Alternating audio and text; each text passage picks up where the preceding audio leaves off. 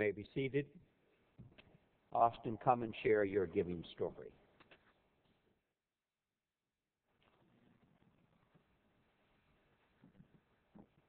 Good morning, everyone. My name's Austin Carty, and I am honored to have the opportunity this morning to talk to you about what giving means to me. We've all grown up hearing that it's better to give than to receive, and in my own life, just within the last few years, that maxim has come to mean much deeper things to me. And to be able to explain my experience with and philosophy of giving, I need to take one or two quick detours, if you'll please indulge me. There's a book that I read years ago that they actually are making a movie of that's coming out soon. It's called The Perks of Being a Wallflower. And in that movie, one of the characters says this really deep and insightful and profound comment. He says, "We accept the love we think we deserve." We accept the love we think we deserve. And that really hit me because I know that that is true of my own life. And if I can use the language from Gary Chapman's 5 Love Languages book about how we have a love tank, I think that that means that if we have this tank that's designed to be filled yay high, and we only find ourselves this lovable, we're only taking in just a little bit of that love and self-worth that we were designed to be able to bring in. And that therefore leaves the greater part of that tank unfilled. And we all acutely sense that there's this void, so we go out seeking things to fill it. We try to fill it ourselves. There are a million different avenues that we can go down trying to fill it. Sid highlighted several of those in his sermon. And I know that's true of my own life. There's not an avenue that I did not go down trying to seek that type of fulfillment.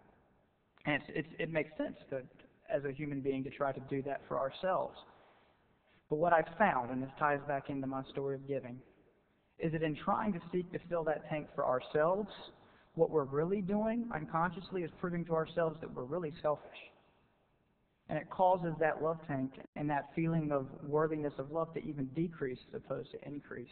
The great irony is that it's through doing the opposite that we believe ourselves more lovable and that our love tank fills up. Dr. Martin Luther King Jr. said that life's most pressing and urgent question is, what are you doing for others? And that quote struck me a couple years ago, and I thought I'd pay a lot of lip service to doing things for others, but really I don't do a whole lot. And so I decided that I was going to try to get a little bit more engaged in giving as opposed to just talking about giving. My wife, April, and I, we don't have vast financial resources. We give what we can when we can. We decided to start sponsoring a young 5-year-old boy from Burkina Faso. His name's Amza. We do that through Compassion International. And we found great meaning through being able to correspond with Amza and know that in some small way we're bettering his life. We plugged in with our local Big Brothers Big Sisters chapter, and we get to really engage with a young man named AJ, and he's brought so much joy to our lives. Hopefully we've been able to bring just a little bit to his. Giving doesn't have to be, I don't think, these big grandiose things. A lot of times I think that we believe that it does. It can mean being present to those we love, leaning in to our relationships. I know that for me, that's one of the ways that I've experienced a lot of growth, and that is with my wife, with my family. Actually being present in the conversations instead of, as someone's talking to me, instead of thinking about what I'm going to say in response, actually listening, because people sense that. I think people sense when we actually are giving of ourselves to be compassionate, to care about what they believe, what they think, what they have to say. And what it does, as I say ironically, is that when we begin giving of ourselves, whereas everything we did to try to bring something in for this void doesn't work, suddenly we begin feeling ourselves a little bit more lovable and a little bit more lovable. And suddenly the most wonderful thing happens.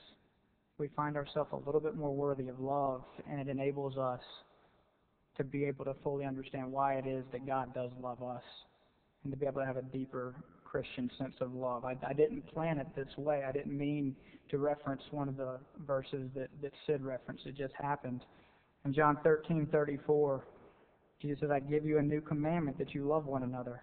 Just as I have loved you, you should also love one another. By this everyone will know that you are my disciples, if you have love for one another.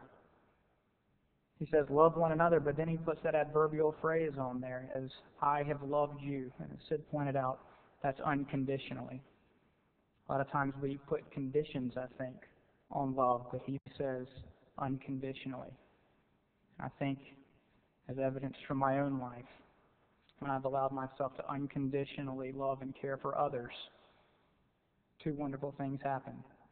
I benefit my fellow mankind, and I find myself growing in my own sense of self-worth before the God that I love. And if y'all will indulge me one final second, one of my favorite books, a book called The Brothers Karamazov, there's a character, a priest, that says that we're to, quote, strive to love your neighbor actively and indefatigably.